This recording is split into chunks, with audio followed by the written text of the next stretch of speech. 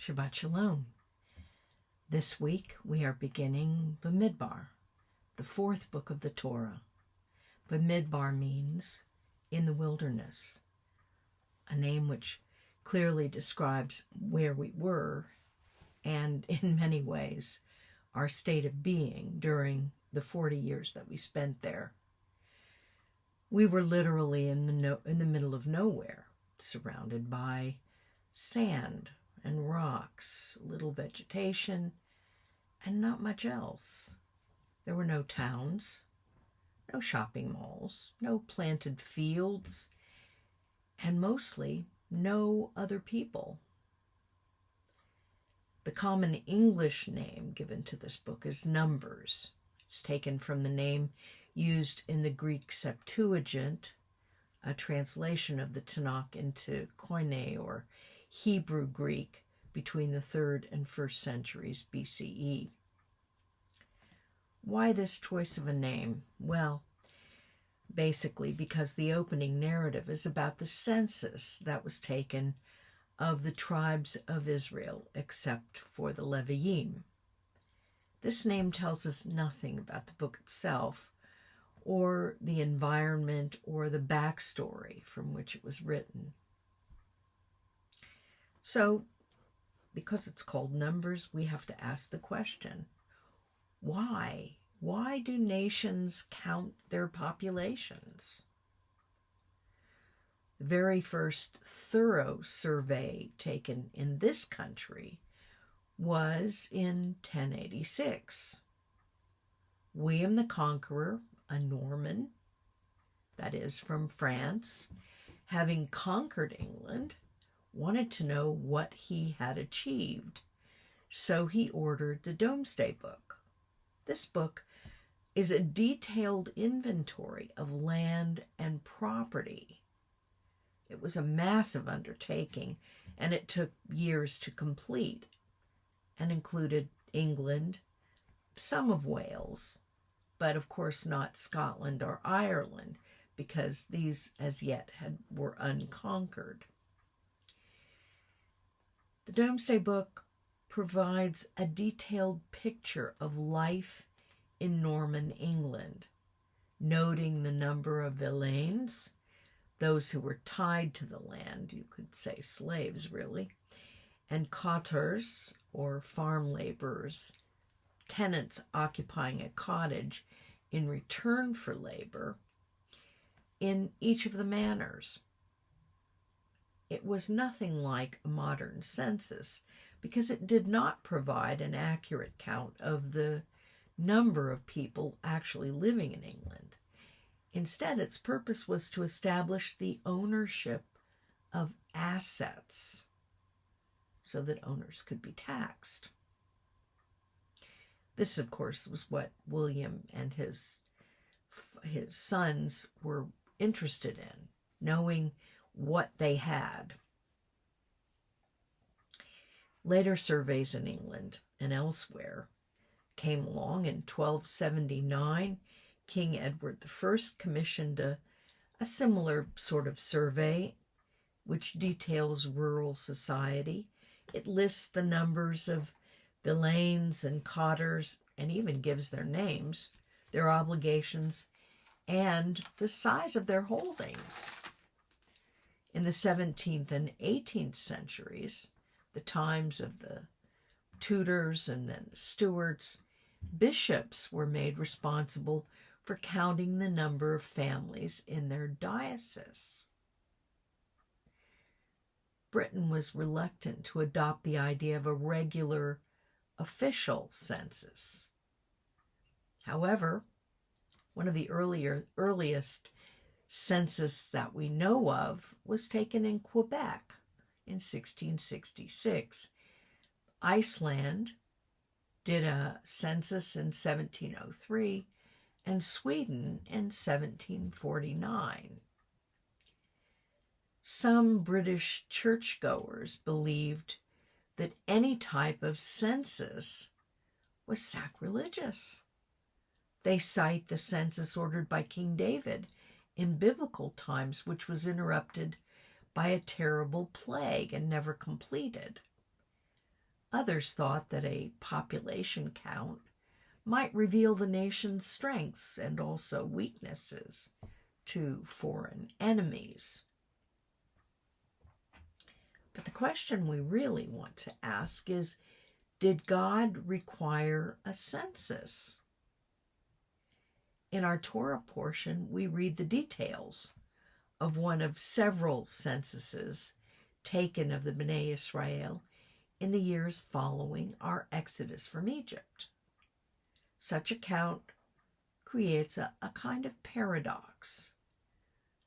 God, of course, knows even the number of the hairs of our heads, so he has no need of a census. Sages have said that the count was because Hashem loves us. Precious things are counted and recounted by one to whom they are dear. But couldn't census taking expose us to danger, as we see with the census taken by Melech David, which was not in accordance with God's purpose? But a census can achieve two contrasting aims. By focusing on the total sum of the nation, a census asks individuals to suspend their individuality for the purpose of the count. But at the same time, by arriving at a number comprised of the sum of its parts, all Jews must ask themselves if they are worthy of being part of the total. Every Bnei Israel is a child of God and is therefore loved by God as children are loved by parents. Our level of observance does not enhance or detract from this love. God's love, at least on this level, is reflected in a census that allows every Jew to contribute equally to the total number, regardless of his or her level of faith or observance. But on the other hand, lack of personal faith exposes the whole nation and draws attention to the strength of our numbers.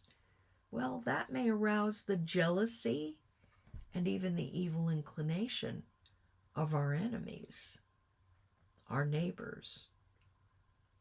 When others think jealously of our success, we may begin to wonder why God has made us successful instead of them. If God scrutinizes the behavior of individuals in judging the future of the nation, the consequence for the nation could be catastrophic. And there are superstitions related to this. In fact, the superstitious teach that it was for this reason that God instructed us to offer a coin when the census was taken. This was to provide protection against exposure to the dangers of the evil eye, that is, the forces of evil that might be lurking. It is said that when Moshe took the census, he did not count the people, but the coins that they contributed. Strangely, this common superstition has come down to us in the Orthodox practice today of counting a minyan by subtraction. Another common method to avoid actually counting is to utilize the words of a 10-word verse from the Torah. One of the 10 words from the verse is spoken as each man arrives at the synagogue for the minyan. In his day, King Shaul took a census on 2 different occasions and implemented similar precautions. At the first census, he asked each man to take 1 sheep from the herd, the royal herd, that is, and he then counted the sheep. The second time, he asked each man to provide a stone, according to some opinions, a pottery shard, and he counted the stones or the shards. King David commissioned a census of the whole nation of Israel. Did God instruct David to number Israel and then punish them for it? Read Shmuel Bet 24. Now Hasatan stood up against Israel and moved David to number Israel. That is, Hasatan tempted David, and David did not resist because he was overcome by pride in his own accomplishments. Shmuel Bet 24 tells us that the anger of Adonai was aroused against Israel. This is most likely the title for the section that follows. When David was challenged about taking a census by the military commander Yoav, also his uncle, David did not say God told him to take the census, but simply that he should follow orders. And we read, the king's word prevailed. This narrative is undoubtedly the source of all the talk about the evil eye, but what we see is that Hasatan tempted David to do what David already wanted to do. So why was it wrong to take a census in the days of these two kings? There are two legitimate reasons for taking a census in those days. The first is to assess the population for purposes of taxation. And the second is to prepare to conscript an army. God had blessed David with abundance and had given Israel peace from its enemies. A census at such a time demonstrated a lack of faith on David's part, as well as pride. He was looking for physical evidence of national strength instead of depending upon God. Or perhaps David was also planning a military expansion campaign, one that God had not sanctioned. God's action against Israel caused David to realize that he had sinned greatly, and that Israel had sinned as well. So what was the purpose for the wilderness census? We read in Bamidbar 1:3 that the stated purpose concerned defense preparations. This would explain why women were not included in the census and that only males over 20 were counted. The census did not exclude women and young people due to anything related to their social status, but rather due to their military ineligibility. Bamidbar 1:45 and 46 provides a summary of the census. All the Bnei Israel, 20 years old or older, who were able to serve in Israel's army, were counted according to their families or their tribes, and the total number was 603,550. This count included men from every tribe except that of Levi. We note that the tribe of Yehuda ranked as the largest with 74,600 men, indicating Yehuda's prominence in our early history. Yehuda and half of the tribe of Benjamin would be the tribe that remained faithful to God after the split with the 10 northern tribes. The Leviim were not counted in this census because they had been set apart by God to serve him as Kohanim. They bore the responsibility for all the materials and matters relating to the Holy Mishkan and later the Mikdash, God's dwelling place. We read, "You must not count the tribe of Levi or include them in the census of the other Bnei Israel. Instead, appoint the Leviim to be in charge of the Mishkan of the covenant of law, over all its furnishings and everything belonging to it. They are to carry the Mishkan and all its furnishings. They are to take care of it and encamp around it." Another suggested reason for the census is that it was intended to emphasize the power of God. A year had passed since the Exodus. We needed to be reminded of exactly how many people God had rescued from Egypt and his ongoing faithfulness to us. We are told that 70 people, the main members of the family of Yaakov, went down to Egypt, but God led an entire nation through the wilderness, keeping his covenant with Abraham, Yitzhak, and Yaakov. The clearly stated purpose of the census was to amass numbers for military eligibility, an issue that Bamidbar and Devarim emphasize. And now consider this: the vulnerability to which we might be exposed through the census could have been a concern only if we were lacking in faith and thus open to judgment by God. The scriptures tell us that when we are faithful to God, we are safe from any negative consequence of a census or other positive activities. So the census is viewed as positive with no danger involved. In fact, each one of us will stand before God and be evaluated on the basis of our own personal faithfulness to him.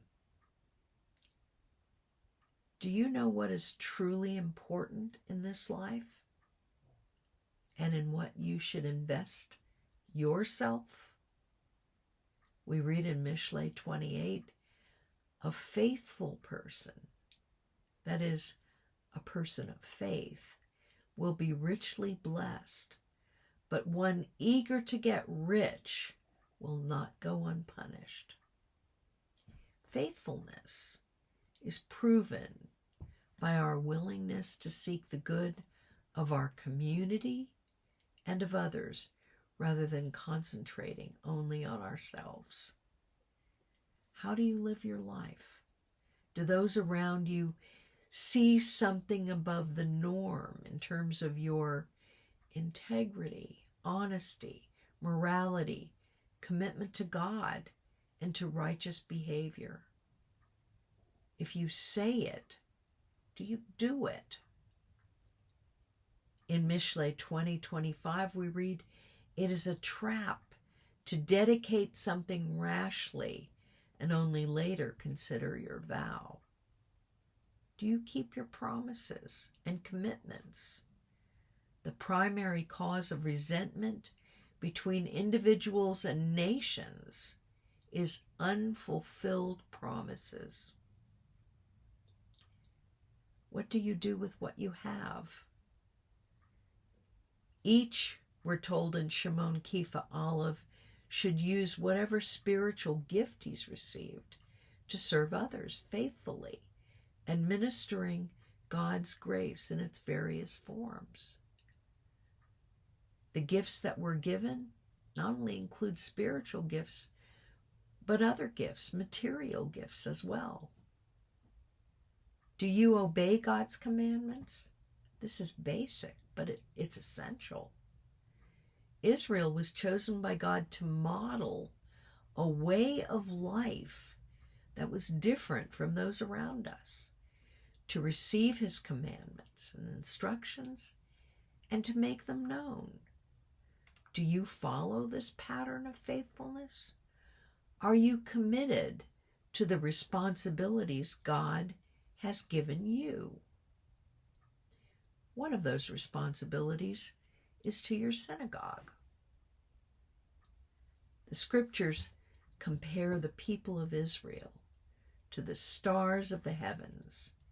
In fact, this is one of God's promises to Abraham, that he would make us, Abraham's descendants, like the stars of the heavens and the sands of the seas.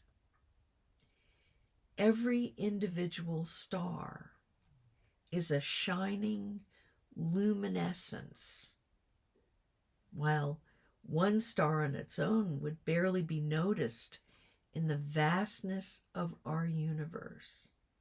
It is through the combination of light from millions of stars that a beautiful canopy of points of light appears to us as the Milky Way and other constellations. We are also compared to the grains of sand in the sea. One grain of sand is invisible and individually valueless, yet when many grains are used to fashion a great castle or beautiful sculpture, each grain of sand has its position. While each individual is significant to God, it's only when we're numbered together that our presence truly counts. And while it's true that in comparison to the total number, the individual may seem insignificant, yet each contribution is vital to the whole. Israel is also compared to a human body. This is a body with many parts, and each part serves a crucial function, not duplicated by another. No single part makes up the entire body, yet without any one part, the body would be seriously handicapped. A healthy body is comprised of individual healthy parts, organs, limbs, bones, skin, eyes, ears, a brain, all working, hopefully, in harmony. As long as every star shines, every grain of sand is in place, or every part of the body is healthy, there's no danger. But if the individual star dims, or the body becomes unhealthy and weakens, this impacts the whole.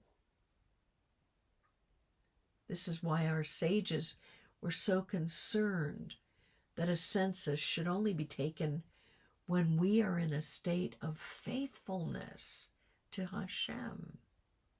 When each individual within Israel is obedient to Hashem and seeks the good of our people, then we bring blessing upon our nation.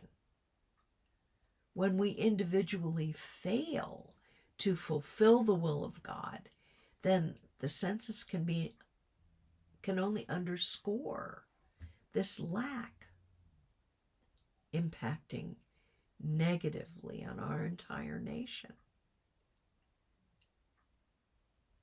Instead of directing Moshe to count the Bnei Israel, God actually told Moshe to raise the people of Israel. The Hebrew word for raise is se'u, which has dual connotations. It can mean to raise, but it can also mean to remove. In a positive sense, as in raising oneself, or as we sing each week during the Torah procession, lift up your heads, O you gates, and be lifted up, you everlasting doors, that the King of glory may come in. Se'u. The Torah also uses the word lifkod, which means to count, although the literal translation is to remember. When something is counted, it is remembered. But the same word also means to be absent. Our sages have sought to clarify this seeming paradox in this way. When someone counts a group of people, the individuals being counted are at once raised and removed, remembered and absent. On the one hand, every individual is asked to remove himself and his individuality for the greater benefit of the whole group, raising the individual to the level of the whole. On the other hand, every individual is crucial in comprising the total. In this sense, the individual is very much remembered. Ultimately, it is our faithfulness to God that makes each of us truly valuable, remembered, counted, and included among those who are Hashem's cloud of witnesses to his glory. Shabbat Shalom.